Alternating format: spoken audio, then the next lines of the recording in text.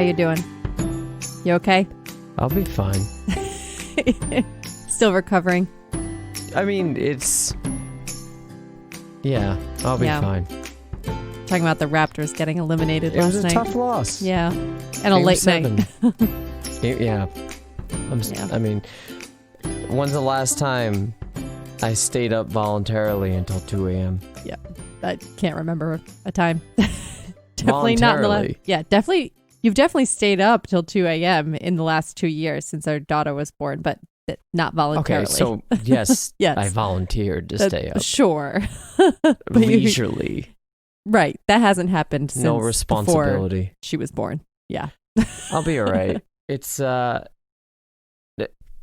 to While She's Napping. I am Adam. And I'm Cindy. If I'm dead honest about it, there's a part of me that's glad it's over. You're relieved? Yeah, a little bit. Well, there was a lot going on. A little bit. Yeah. I mean, look, we'll see what happens, but it has to end sometime. I didn't think they were going to win the championship. Right. So I'm just lucky I feel lucky we had it. Mm-hmm. We had a 7-game series. Yeah. And the Blue Jays are still in it? Yes and no. Yesterday they got destroyed 18-1. Oh my God. It should be noted we are recording this Saturday evening. They got destroyed Friday night 18-1. Well, so it was a bad night for Toronto. Yeah, all around. Sorry, hey. I had to take a sip of my seltzer for the working man. Still have the Bills to look forward to.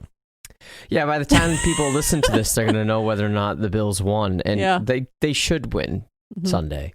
They should have won. Past Adam listening to this. They should have won. Unlike my fantasy team, which will probably not win. We'll see. Hey, how do you like your new microphone? I like it. Yeah. It's a lot more comfortable. Yeah, Cindy's been upgraded to the rival of what I have right now. It sounds great. Yeah. Sounds really good. It's a much better setup. Yes, and glad you like it. Anyway, so hey, we're going to talk diet culture today.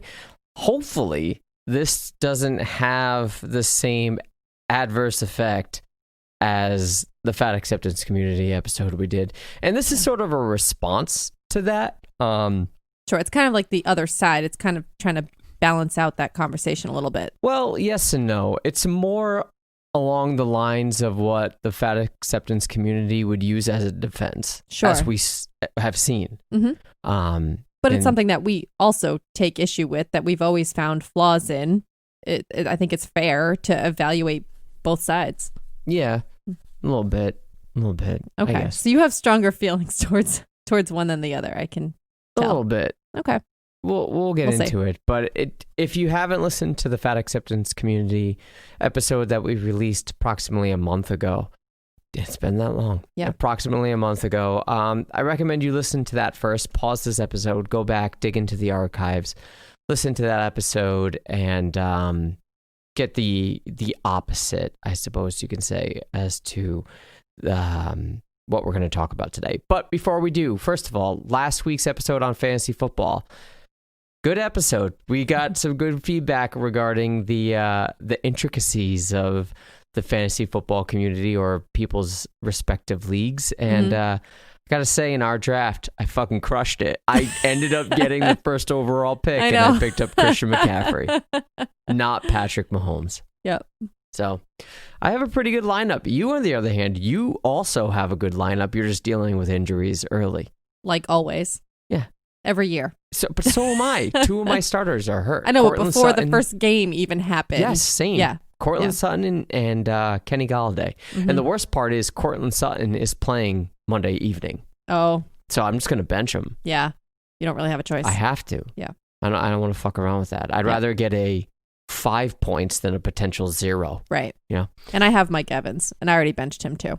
Well, he's questionable now. I know, but my other options are playing. Listen to this, they'll know. They'll know. But my other options to sub in for him are playing at 1:00.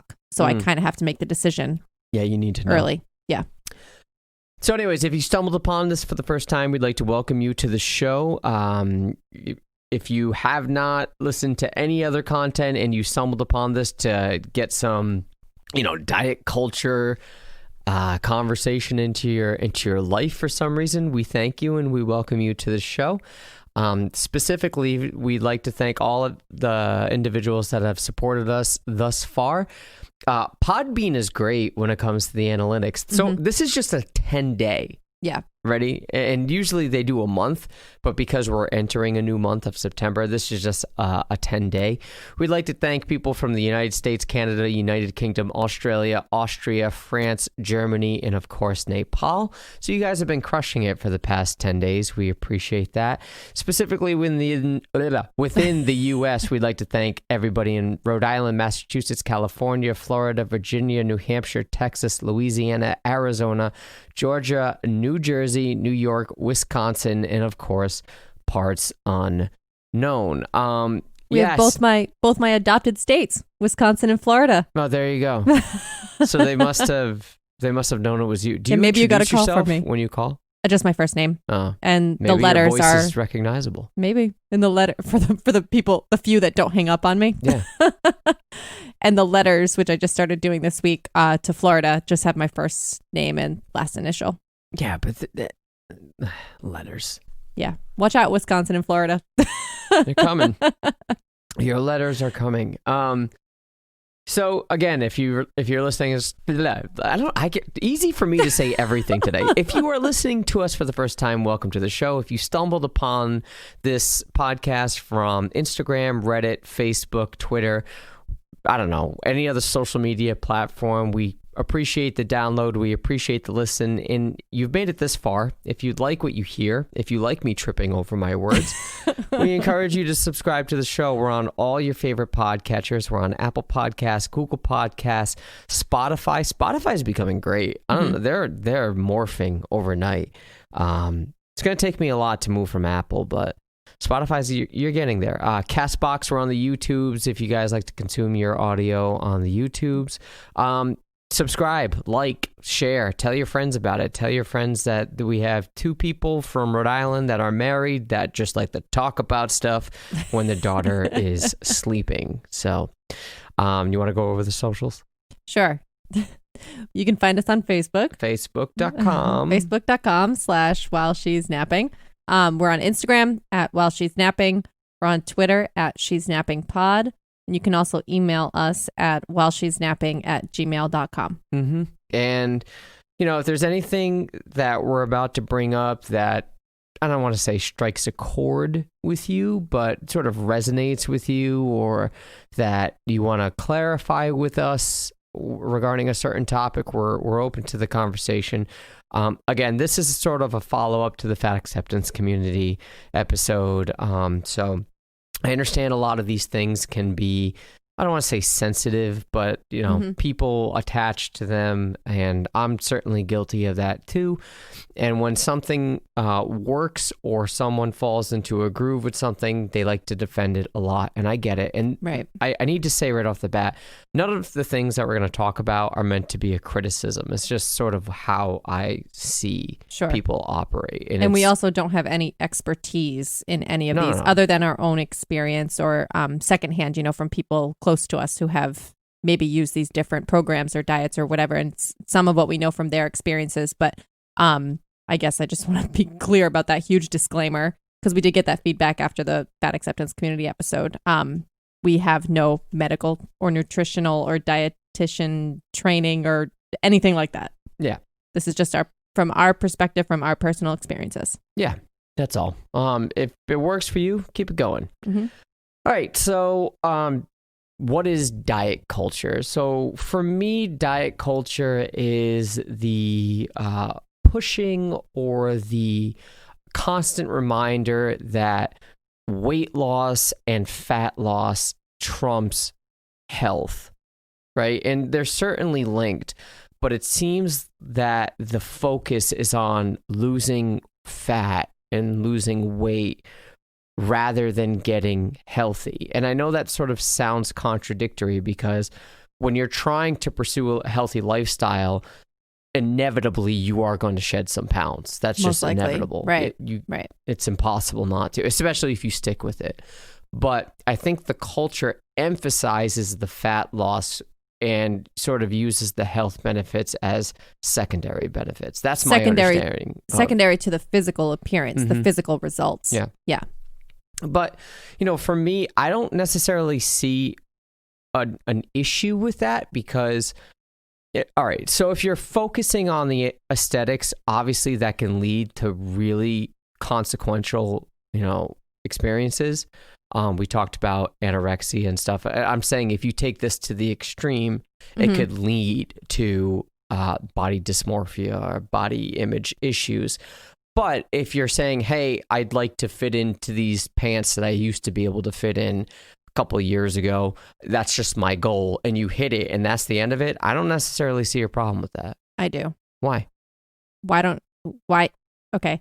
So I think you're right about there being extremes. There are extreme examples of people who develop different disorders or mental illness or those sorts of things around body image and weight and things like that.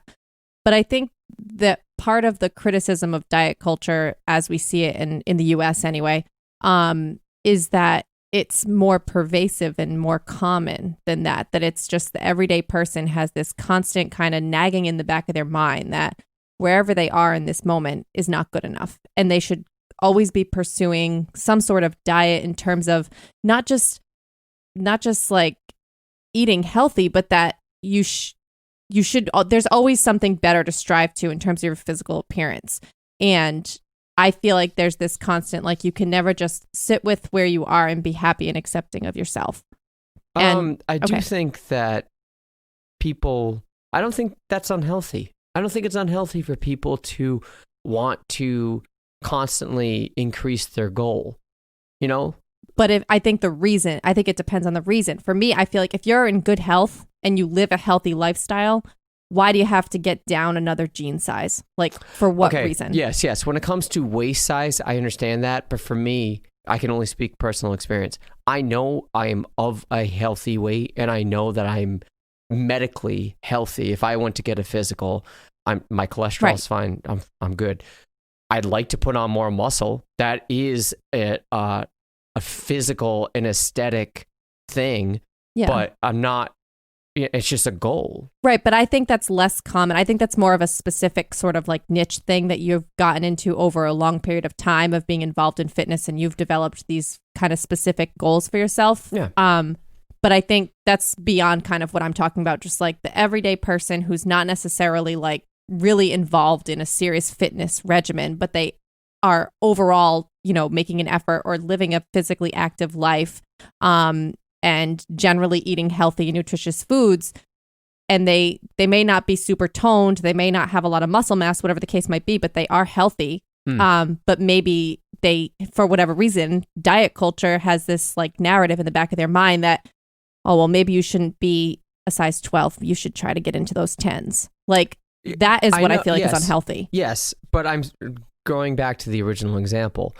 When someone says, hey, I'd like to fit in the jeans I used to fit in. And I'm not talking about someone in their 40s that would like to fit in the jeans when they were 16. I think that is, I'm saying someone, if they're 35, and I don't know women's waistline size, so I'll just go with men. Okay. If a man at age 35 is in a size 40, and he said, when I was 30, I was in a 32, I'd like to get to that. I don't see a problem with that. I just feel like your goals should be based on where you are in your life in that moment, because chances are, you said someone who was 40 and talking about where they felt when they were 40. No, but age, what'd you say? 35. 30? Oh, 35 to 30? Yeah.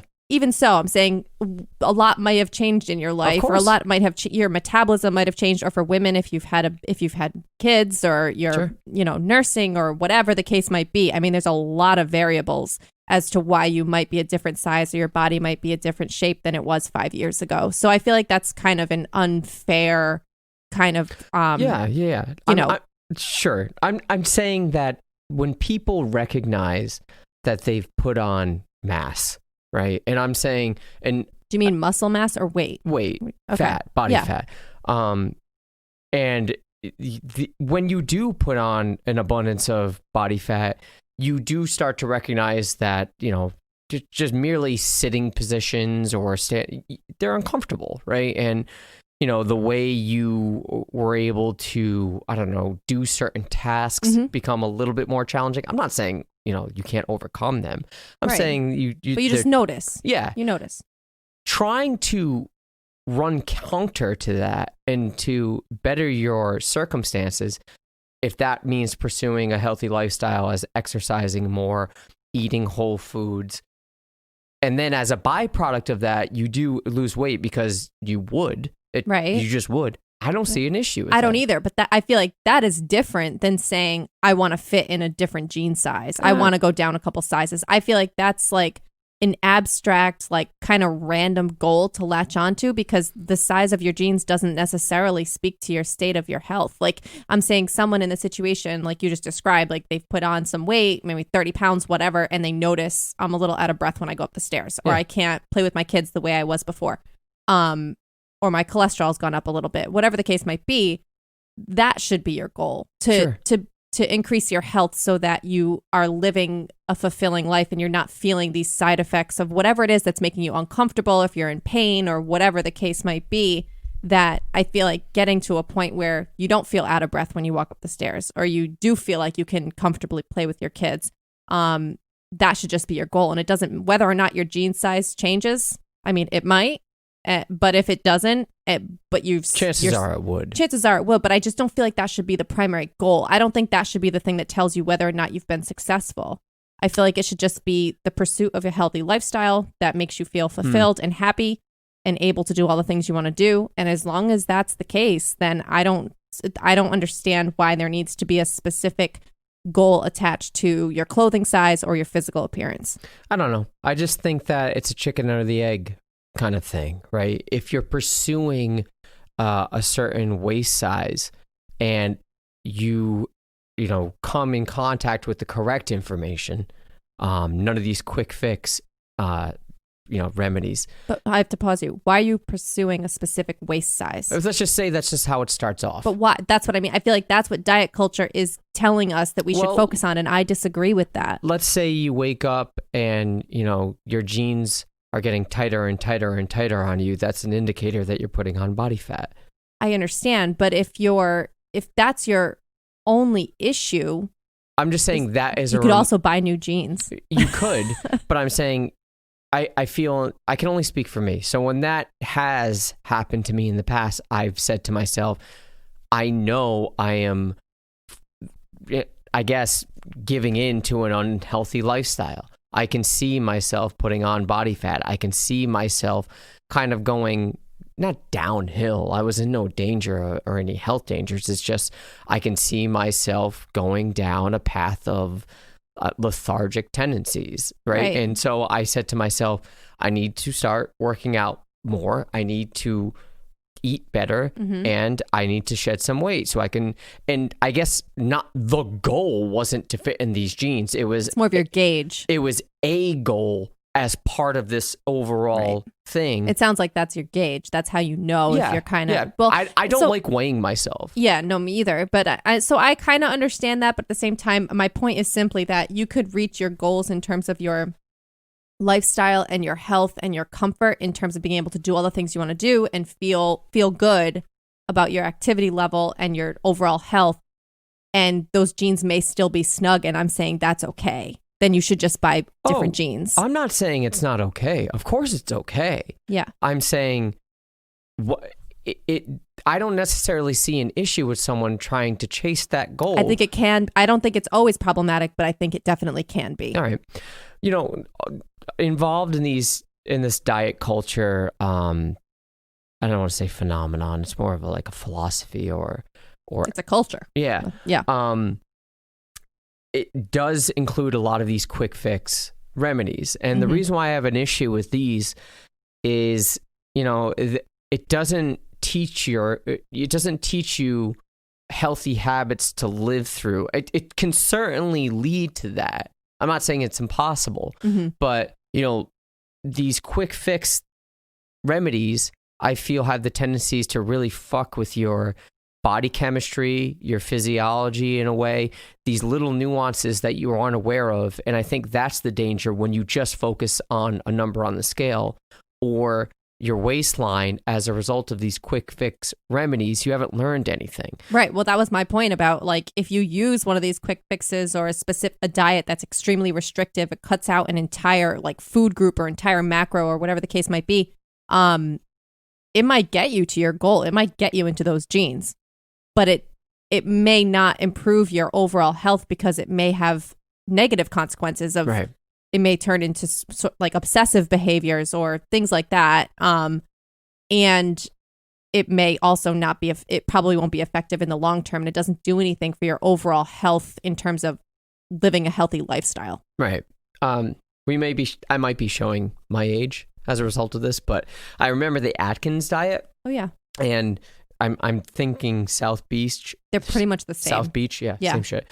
It's just low to no carbs, right, and high protein, high fats, or I guess whatever fats. It really doesn't matter. I think it's just limiting the carbs is the priority. Obviously, that's my understanding. If you look at that prima facie, you're saying to yourself, that doesn't make any sense. You sort of need carbohydrates for an energy source.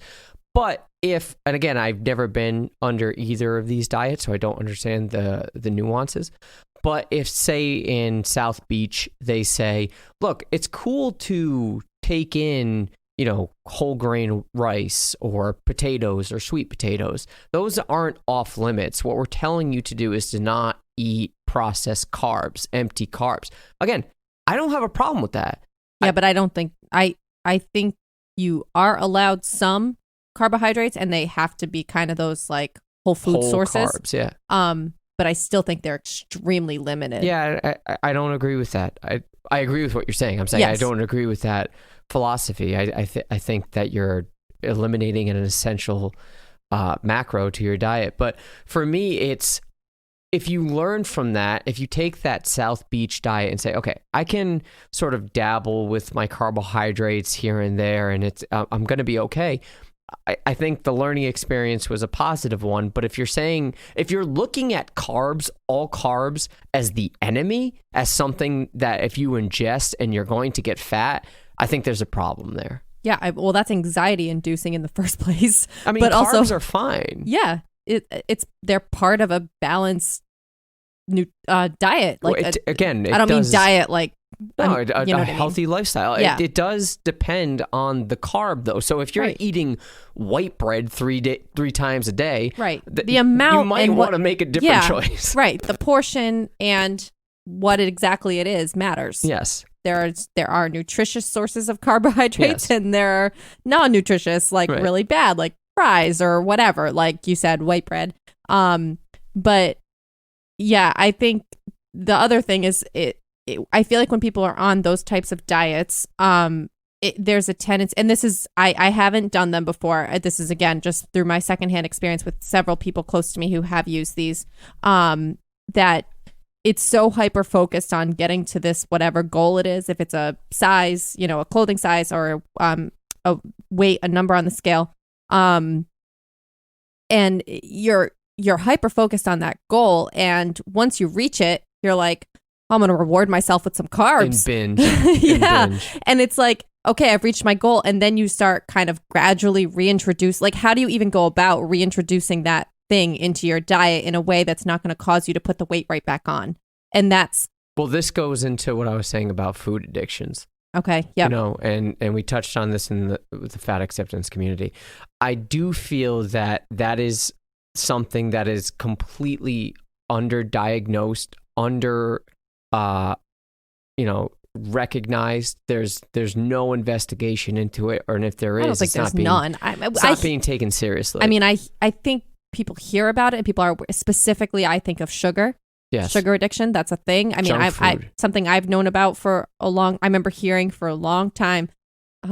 Just realizing how much sugar is in everything, like things that you wouldn't expect. Things I didn't realize when I was growing up, like things like pasta sauces and breads and things like that. Yeah, like things you think are savory, but actually are loaded with sugar salad dressings, like things like that. So that is one I feel like a lot of people are becoming more and more aware of. And I think there is plenty of investigation and study into that, but I think people just don't admit it or don't like we don't want to see it, even though it's right in front of us. Right. And indicative of being addicted to things, right? And, it is almost as severe from the studies that I have researched on this as a nicotine addiction or an alcohol addiction. You mean like the chemical addiction itself, the substance? The craving for it. And, it's, when I talk to people about dieting, and I tend not to, but when someone brings it to me and we start talking about it, I said, hey, it's really simple if you're trying to get healthy here. It's really simple if you're trying to cut out body fat. Just work out, sort of regularly. You don't have to do this every day. You don't have to do this hours upon hours a day. We're not bodybuilders here. Work out, eat whole foods, cut out the shit. And if you're trying to lose weight, go in a slight deficit. So the was it CDC or the FDA, whatever, they recommend you 2,000 calories a day. Just slightly be in a deficit at around 1,800. Well, that's not one size fits all for everybody. No. I'm saying this is a good starting point. Okay. And then you can sort of, it depends on your weight and... find out what works for you. I'm saying in a general... It's an easy calculation for your baseline caloric needs and what a healthy deficit would be. Just be in a slight deficit so you're not starving yourself, but you're not taking in as many calories as you were before. Right. Work out regularly, maybe 3 to 5 days a week. You'll be fine. You'll lose some weight, and your body over time will be gradual. Your body will respond better, and you'll notice it. Cut out the processed stuff. Just eat stuff from the ground, and that was alive. You're good. Yep. Right. And you'll have more. Make sure it's not fried. Right. Yeah. That's it. Potato. Once you deep fry it. That's it. Yeah. But I think there's also the thing that I've tried to shift in my mentality over the years is focusing on things like when you make those changes of a cleaner diet without the processed stuff and without so much sugar and everything, is you do have more energy. You do just feel better. Yes.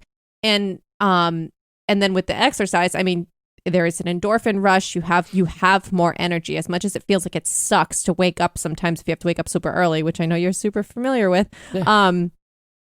It feels like you're so tired, but it really does give you more energy. And so those two things alone, I feel like if you don't want to focus on the physical itself, if you don't want to focus on a physical goal or the number on the scale or fitting into a certain size, if nothing else, those are benefits of just exercising and eating well without kind of like the back of your mind nagging, like, I need to look a certain way. I need to whatever. Like that doesn't even need to be part of the conversation, in my opinion. Like it could solely just be for the quality of life. Yeah, no, I get that. I guess why I'm bringing this to this theoretical conversation that I hardly ever have. It's just when I say now you have to cut out the shit, right? You have to do that. And they say, well, can I just do this on the weekend? Can I?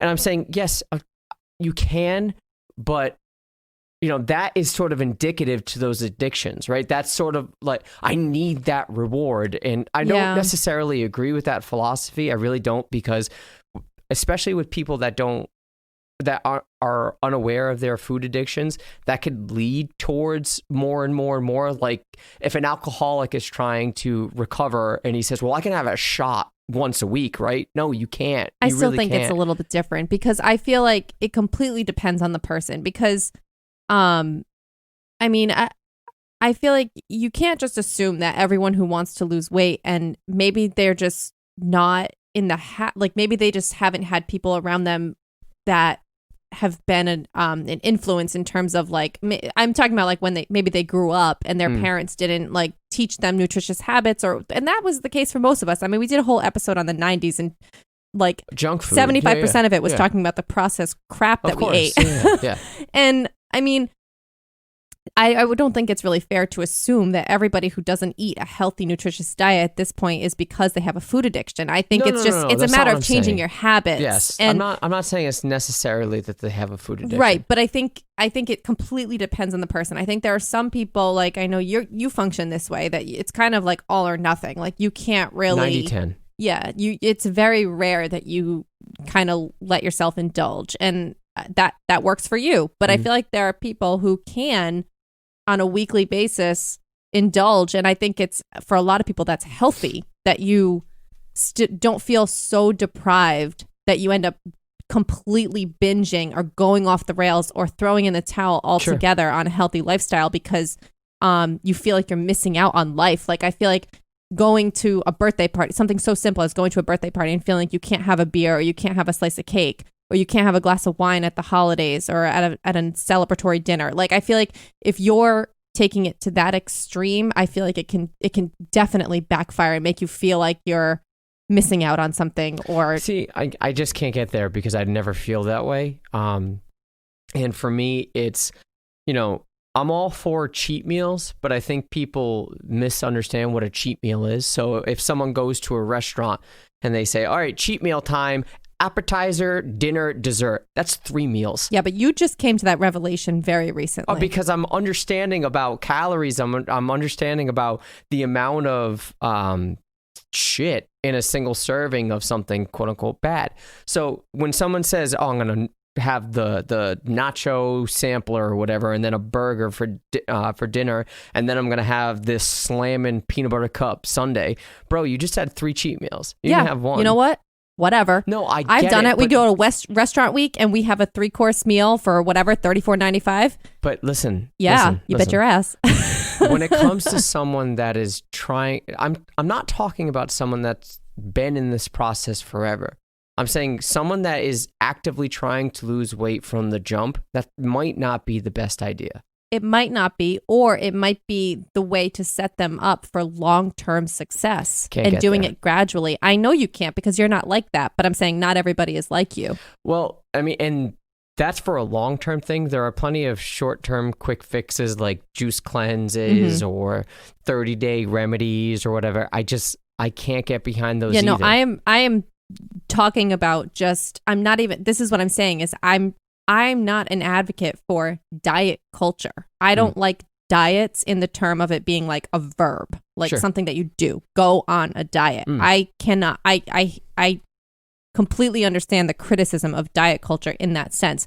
When I talk about diet, I'm talking about what you eat, like your diet, like as a noun. Yeah. And I try to take the approach of just living a balanced lifestyle. Like I am not going to guilt myself if I am craving chocolate for whatever reason or whatever. Like if it's a hot summer day and we want to go down and get ice cream at our local ice cream shop, and like I am not going to beat myself up about it. Okay. Like it's okay. I generally eat healthy food. Yeah. I mean, I'm going to have a glass or 2 of wine on the weekends. I'm saying for someone that's struggling. You aren't struggling. I'm talking about someone that is maybe overweight to obese, that is trying to lose weight and, be healthier. For the first time? Maybe these cheat meals in the beginning aren't a good idea until you hit a certain goal, and then you can reward yourself and then continue on that process. Maybe. I just still feel like that kind of sets you up for a yo-yo. I feel like if you do it so strictly and if you're so restricted in the beginning and you have success, I mean, that's great, but I feel like that increases the chance that once you start being less strict and you get into a more normal, balanced lifestyle, it's more likely that you'll put some weight back on. Sure. All right. Well, I mean, I guess it completely depends on the person. Yeah. I can see that. All right, so let's take a break here. When we come back, I do want to talk about some of the comments that were made about types. Yeah, some of the examples. And I have some that weren't necessarily left in the comment section, but I do want to touch on them, so just hang tight. Okay.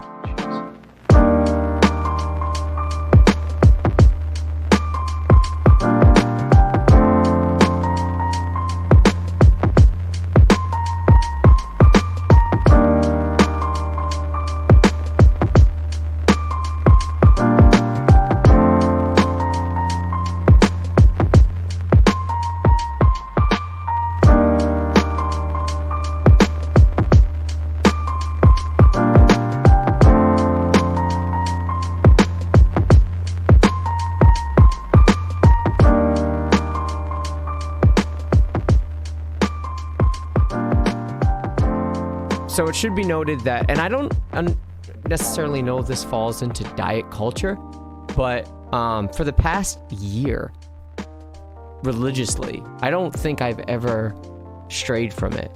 I have done intermittent fasting gradually at first, and then it's tightened up. That window has tightened since Labor Day last year into now. Every single day, no cheats, no straying from it. And for me, this may fall under diet culture, but for me, it is the best thing I've ever done in terms of being disciplined, being actively limiting my caloric intake so I don't overindulge. And it's benefited my energy levels, I feel. It's benefited my performance working out. It's benefited just my mindset as to how I look at foods. I don't know if that's something that falls into diet culture, but for me, I love it. I think it does. I think it falls. So, well, actually, I feel like this might also bleed into kind of the larger conversation about wellness and kind of like the wellness industry. And actually, I don't even think I told you about this, but I continued watching the Netflix series that's out right now. It's Unwell. We watched the first one on essential oils because we were thinking about, we did that MLM episode a while ago. So there was an episode specific to essential oils that we thought was interesting, but there's also one specifically about fasting, and it talks about fasting in all different levels, intermittent fasting to people who do like 30-day fasts. Yeah, that's unhealthy. But well, I'm saying you should. I wanted to actually watch it together before we did this episode, but yeah, I think for a lot of people it does fall under this diet culture sort of like wellness industry type thing. The thing is, though, I'm not buying anything. That's what I was going to say. There's no product attached to it necessarily, but there are some people I think who it probably dovetails in with different sort of supplements and things, which I know you dabble in too with just whey protein and pre-workout, whatever. Yeah. But yeah, I have mixed feelings about intermittent fasting. When you first started doing it, I thought it was terrible. I was like, you're starving yourself. Like if you're hungry, you should eat. But I think eventually, I think you adjusted pretty quickly. So what I started with was an 8-hour eating window, 16-hour fast. Right. And when I first did that, it was awful. It was such an adjustment on my body because I used to wake up, work out, and eat right away. Right away. And then I did some research on the anabolic window, and a lot of people are saying it's sort of a myth. There's no scientific evidence that suggests that intaking calories right after a workout or 2, 3, 4 hours you metabolize later, it any faster. It doesn't benefit your muscle growth or whatever, which is my goal here, any better Which you or used worse. to like pound a protein shake right after your workout. Because that's what I was told I had to do. And then I sort of looked at the studies, and there is no difference. Right. Your body consumes it quicker, but it doesn't benefit the muscle growth any better or worse. Okay. That's all. Yeah. Obviously, your body's going to crave it quicker because your heart rate's up, which means your metabolism. You're actively burning calories using energy. You just So the adjustment was starting to eat at, I think it was 10. I think you did 10 to 6. 10 to 6. And that was difficult because it sucked because it was like I had to have, and this was kind of before you started doing your own meal prep. So I was trying to, and I got home earlier than you most days. So this is pre-COVID. Yeah. So I was trying to get dinner ready so that you could come home and eat right away. And there were days you didn't get home until like 5:30 and you only had half an hour to eat. So if I didn't have dinner ready for you, like on the table when you get home, like so 1950s housewife, which was, it's never been the dynamic of our relationship. It wasn't but because an expectation. No, it wasn't. But I was trying to help you eat within your window because you told me you wanted to try to do this. And it was just not reasonable. No. So I started meal prepping on Sundays, which is, so I highly recommend that for whatever you guys are doing in terms of a diet, or a change of lifestyle when it comes to your at all, just to make your life easier. On Sundays, it is. If you have a busy lifestyle and you work and stuff, and you find yourself, I don't have time, I need to get fast food or something because I need food right now. Nothing's easier. Just go home, chuck something in the microwave, and you're good because you had it all made on Sunday. It's the best. But then eventually I adjusted the time. I did 11 to 7. Right. And over time, first of all, the results that I've gotten out of that window were immediate, and it was great. It was. What do you mean by amazing. results? Because you're not really trying to lose weight. I was. Okay. I was trying to lose body fat at the time. And this is before I started going to a gym, and I was working out at home. And again, I only have an easy bar and dumbbells here and a bench. So for me, my progress in terms of muscle growth is going to be severely limited because of the equipment I have, or rather don't have. So going on intermittent fasting with the weightlifting of, not incredibly heavy weights with the lack of equipment, my fat loss went through the roof. My muscle growth didn't, because I don't have the appropriate equipment to sort of kickstart that and to activate those muscle groups that are necessary to influence growth. Okay.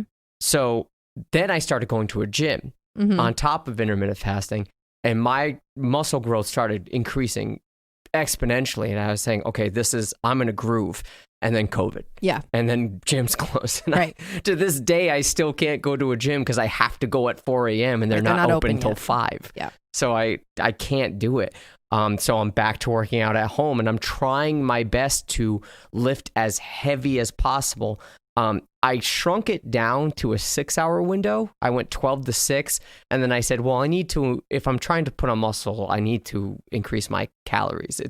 I don't like the idea of trying to jam in like 2,200 calories in 6 hours. If I do it in 7, it's much more doable. Yeah. So I increased it to 12 to 7.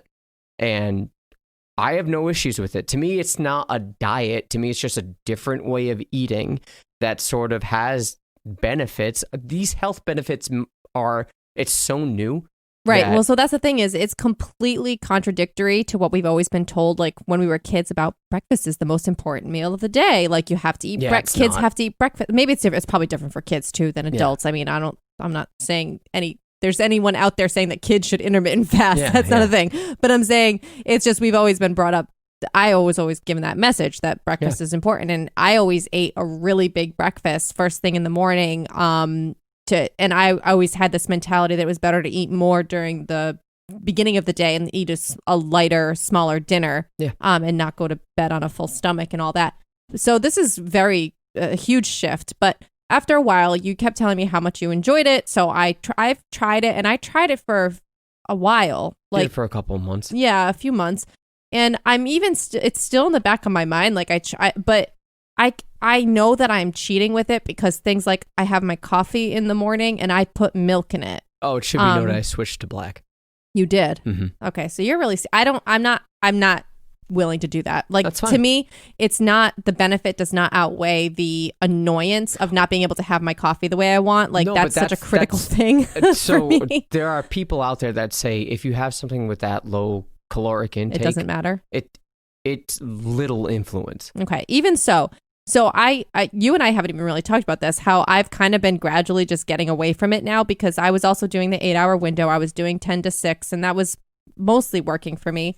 But I have lately found, like over the last month or so, especially, I don't feel good doing it. Like I feel nauseous in the morning if I wait until 10 o'clock to eat, because I'm up at 5:30, 6 o'clock. If I wait that long, and all I have is coffee, I feel jittery, I feel anxious, I feel nauseous, and I want to eat sooner. And if I do wait to eat until 10 o'clock, I eat my breakfast at 10, and then I don't end up eating lunch until like 2, 3 o'clock. And then I'm going to have dinner at like 5, and then I'm done for the day at 6, and I'm not even hungry at the end of the day between 5 and 6 o'clock. And then I'm starving at 8 or 9 before I go to bed. And it just contributes to me being really hungry in the morning. And so for me, I'm not into it. I get it. I will admit, when you first start it, it is sort of it feels like punishment. But I've just gotten so used to it, and my body has adapted to it so well that I don't even feel hungry when I eat at 12. But I say I need to, and I'm so distracted by the time I get to work, and then till 12, a lot of the times I look up at the clock and I say, holy shit, it's 12 o'clock. I need to eat. That's how I feel. It's like 9 o'clock. I feel gross. Like I want to eat. I feel nauseous. And then I just distract myself. I get busy with work or whatever. And then I look at the clock and it's like 10:45. But then that screws me even more, because now I've shifted my window again. And it's just like, I understand. It's not for everyone. I'm just saying for me, it's worked well. Yeah. I don't necessarily contribute it to diet culture. To me, it's just a different way of eating. I'm still eating whole foods in between. I'm not limiting. I mean, I am prioritizing protein, and I have carbs twice in a meal. I don't have it in my breakfast, and I'll have it for my lunch and dinner, but I certainly don't eliminate it. I tried to get all my macros in. Yeah, that whole concept is so funny. I know this sounds even silly bringing this up, but I did watch a few episodes of that Zac Efron show that's on Netflix, and it's actually pretty interesting because he's traveling all over the world, and some of the things he talks about other cultures and other countries and how they eat. And I think the episode was in Italy, and they were just talking about how there are other cultures that they mostly eat carbs, very low protein, very high carb, and people are living to 100 years old on a regular basis. Like, that's a normal thing to have a 100-year-old person. Isn't that true? I'm not. This is not a racist comment. Isn't that true for some parts of Asia? Yeah. Well, I think it's just different cultures who have different diets, different lifestyles, tend to live longer than we do in the U.S. And I mean, I guess that's not really any surprise, but considering that the majority of Americans eat a lot of fast food and processed stuff. Yeah. But I'm just talking in general. It just struck me about the very poignant difference between the high carb, low carb, high protein, low protein concepts that we tend to focus on in the U.S. and how different that is from a lot of other cultures. So I don't necessarily, it just goes back to what we were talking about in the first half about like demonizing any one particular food group. Yeah. It's I don't think that's effective. Other things, Whole30. Whole30 is a diet plan that for 30 days you don't intake a single carb, and you prioritize real foods, no sugar. Carbs are real foods. I'm saying unprocessed other than carbs foods. Yes. Okay.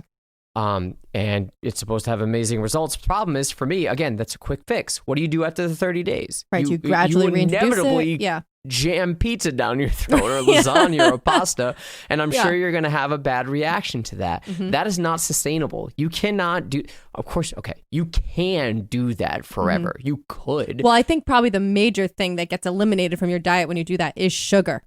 Yeah, I don't have a problem with eliminating processed sugars from your diet. That's what I'm saying. I'm like, why does it have to be all carbs? Yeah. You can still eat a sweet potato. You could still eat brown rice. Yes, yes. Yeah. So I have not a huge issue with it. It's just, to me, it's an unsustainable kind of thing. Other plans, we've talked about Atkins. We talked about South Beach. One of our listeners said the Dukan diet, Dukan diet. I looked it up. Basically what it is high protein, low carb, fad diet designed by Pierre Dukan. Okay. Yeah, it's again, that sounds like South Beach to me. Mm-hmm. That sounds like another form of Atkins. Yeah, it's a fad diet. That's the term that we should have said. Which I side note, that's kind of, I'm curious to see where it goes with intermittent fasting, because I'm wondering if that's going to end up, if 5 years from now we're going to say, that was a fad diet. Oh, for sure. Yeah.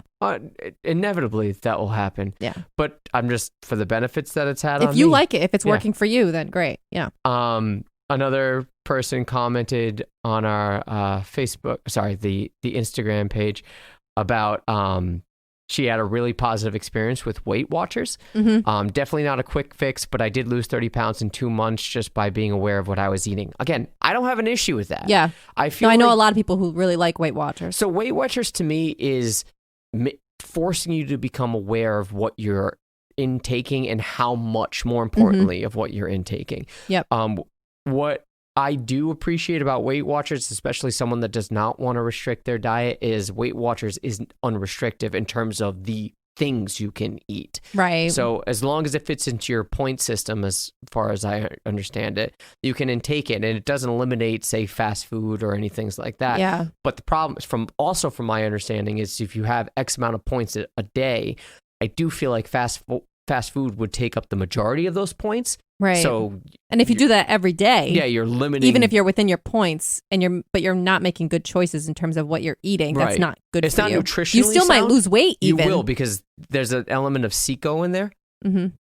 calories in, calories out. So you're intaking less calories inevitably, but as long as you're following your points, but right? You're not healthy. You're not giving yourself nutritious food. Again, this is if you're doing fast food exclusively. Right. But if this individual says that she was more aware of what she was eating, and if that leads to whole foods and real stuff that comes from the ground, cool. I don't have an issue with that. And if that's something that you can not follow to the T forever, but sort of be influenced by and, structure your daily intake based on that, I have no issues with that at all. Well, and that's very similar to the influence that 21 Day Fix had for me. And I know I already mentioned our MLM episode. Yeah. We did a whole thing about Team Beachbody and that component of the company. But I still appreciate the nutrition program from 21 Day Fix and the colored containers, and that's what I mean. It's not necessarily like restricting you to a certain point where you have an end goal and then you can go back to what you were doing before. It's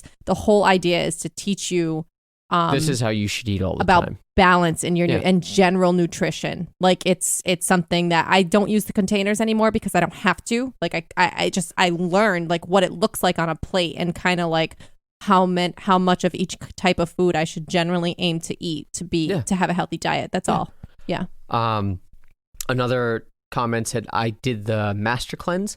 I didn't lose much weight. I remember that. I don't think I had much weight to lose at the time, and I agree you didn't. No. The experience all around was good. I felt fine the whole time. Didn't crave. The issue was starting back up on normal food and not absolutely ending up in pain. There you go. She got sick. Right, and I think we touched on that earlier about how it fucks with your physiology and your body chemistry. When you go on these massive restrictions, and again, maybe intermittent fasting does fall into this because it's a time restriction rather than an intake restriction. Right. But if you're saying I am doing nothing but liquid, master cleanse was like it's like a lemonade. Tea, it was like honey, lemon, and like cayenne pepper, or something like that. Okay. Or maple syrup was in there. That doesn't cover any macros. No, it's really. It's a cleanse. It's a cleanse. It's like a fast. I think it's 2 weeks. Yeah, to me, it's what are you cleansing? Yeah, I know. That's what I mean about the toxins or something. Yes, about the wellness industry and talking about toxins and cleansing your body and detoxifying and all that. Well, it's kind of crap, in my opinion. If the experience was good, look, I'm all for trying things out if you want to, but to say then as a result of this, and I'm not saying this individual is saying any of this, she's certainly not. Yeah. I'm saying those that are following these diets or these trends for 2 weeks, this master cleanse, and then look at food and have an adverse reaction to it and say, ooh, I don't like that. I need my juice. Well, you're supposed to ease yourself back into eating normal food. But it's like, but what did that accomplish? Like you were cleansed for 2 weeks, quote unquote, what? Cleansed. Like, I don't know. But that's what I mean. I feel like a lot, especially the master cleanse, I don't even think it necessarily has a product tied to it. Cause like I said, it's just like a drink you make yourself. Right? I thought it was I don't know, but it's like a drink you make yourself with the ingredients in your pantry. But some of these other types of cleanses, I mean, you have to buy the teas, you buy the shakes, you buy the supplement, the vitamins, whatever the case might be. And I mean, they're just making money off of you buying this crap that doesn't do anything. Sure. Okay. I don't recommend that. I've done it. I've done juice cleanses. I've spent the money on it. I've never done it. It's stupid. I've never done the master cleanse, but I've done some juice cleanses and stuff. No, I don't buy it. It would make me miserable. Yep. MySpace with you. What's up? They said keto. Yeah. I think in their first episode they said keto, bitch. So let's maintain that. Keto, again, this to me, it isn't necessarily that much different than Atkins from what I'm reading. High fat, adequate protein, low carb. Mm-hmm. I think it might be different in terms of what you're allowed to eat. And I have a feeling keto might be a little bit more liberal with the intake. Mm-hmm. I'm sure you're not going to get shot in the face if you have a potato under keto, whereas South Beach you might, or Atkins or whatever. But again, it's to me that sort of makes sense. I personally, for me, I would flip it. I would do high protein, adequate fat. Protein. Yeah, I would do high protein, adequate fat, low carb. I don't see an issue with that. If you're structuring your daily intake and you're looking at again, if you're not a vegetarian or whatnot and you have no restrictions here and you have a piece of meat, some sort of carb and a vegetable, right? those are your macros right there. And my issue is if you have a potato twice the size of your meat, I think you're doing something wrong there. Yeah. I mean, I think but I don't even, without like adhering to any of these specific like names of what these diets are called or anything, you just eat vegetables, eat fruit, eat lean protein, whether you eat meat or not, eat beans, eat whatever, like eat protein and eat some carbs, like that have nutrition in them. Like don't eat empty carbs on a regular basis. Like just pasta. Eat nutritious food. Yeah. Like, and again, keto, I don't even have an issue with keto. I've heard good things about it. I do see a lot of products that are like keto friendly or keto cereal. There's a marketing aspect. Sure. And if that works for you, great. To me, it doesn't seem harmful. Right. Well, I guess maybe the thing I should caveat is that I do think that having it in a structured way or have it being called something and being able to kind of join a community behind it, or having like in the case of Weight Watchers where you have like meetings or you have like a group that you normally communicate with about what you're doing. Sounds like a cult. It does a little bit as I'm saying that. Yeah. But I also think that it can be beneficial, just like with exercise. If you have an accountability partner, you have like a group class at the gym that you go to and you're expected to be there. I feel like and there's people who share that interest with you and can be a support system. That's all I'm saying is that, especially if you're just starting out, maybe I can understand how those kind of like structured things could be helpful, could be beneficial to make you feel like you're, as you kind of, get on your feet about it and get used to it, that could be helpful. Sure. But eventually I just feel like it's not rocket science to it's not sustainable just eat. To me. But that's what I mean. I feel like eventually once you kind of get used to it, once you kind of shift your mindset about what types of food you should make you feel good, give you that energy and make you feel, make you feel full and like you've gotten good nutrition, like you get used to that and you can kind of just eat what your body needs. I feel like that's kind of the ultimate goal. The individual that referenced the Master Cleanse, she also said the F Factor diet, which from I'd never heard of it until she brought it to my attention. It's a high fiber diet plan, which sounds like a whole lot of farting to me. But whatever. Are you on that? No. Maybe accidentally. Incorporates 4 principles, which include eating fiber-rich carbohydrates, dining out, social drinking, and working out less. It advocates using lean proteins with high fiber carbohydrates. The plan focuses on curbing the feeling of hunger and deprivation commonly associating with dieting. The F stands for fiber, which is a non-digestible part of the carbohydrates. I don't know why I'm tripping over my words. And helps people feel full. The F Factor diet does not require users to cut out fat, carbs, or alcohol. So basically what I'm reading for this is if you want to continue to party, do this. Right, that's what it sounds like. Yeah. If you want to feel full but not necessarily be well nourished, and you want to still fucking have a banger tomorrow night with your college friends, this will work for you. That's what it sounds. It's literally sounds like you're describing just filling yourself with empty calories. Yeah. To make yourself feel full but not actually have and be able to drink calories or nutrition. Yeah. That's what it sounds like. Yeah. This was the first I'd heard of it too, was when she made us aware of it. But it doesn't sound very sustainable or healthy. Yeah. I don't know, man. Look, I don't like to judge people when it comes to whatever kind of diet they're on. Usually when I hear someone, I'm going on this diet, usually, in my experience, it doesn't last. That's why I'm saying I don't like diet as a verb. I don't like it as a thing that you do. In personal experience, when I've said intermittent fasting, I've never said it as a diet. Right. I just always approached it as a different way of eating. Yeah. I think that one kind of is a gray area. You know what I mean? Yeah. I just eat them at different times. Right. Well, you're not necessarily, it's not adding any restriction to your diet necessarily, and it's not creating a calorie deficit necessarily. Like you're not. And I'm also not binging in my window. Mm-hmm. I try to. Right, it's not like you eat whatever you want within that window. No.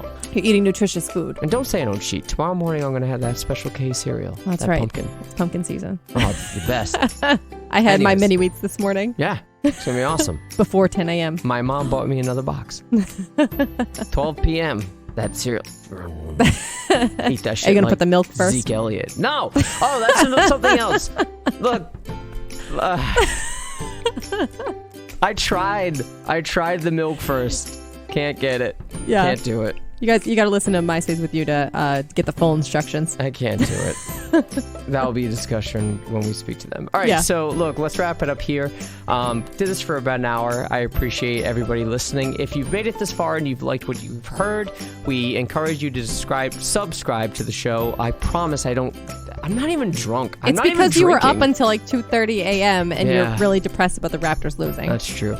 If you like what you've heard, please subscribe to the show. We're on Apple Podcasts, Google Podcasts, Spotify, CastBox, YouTube, wherever you get your podcasts fixed from, we are there. And if you're listening to us on Apple Podcasts, we appreciate 5 stars and a quick review. If you want to hit us up on our socials, you can. We're on Facebook, facebook.com/whileshe'snapping. On Instagram, @whileshe'snapping. We're on Twitter, @she'snappingpod. Or you can email us at whileshe'snapping@gmail.com. Hit us up. Tell us what you think. Tell us what we need to work on. Tell us how Cindy's new microphone sounds. Yeah. From what I'm hearing, it sounds fucking fantastic.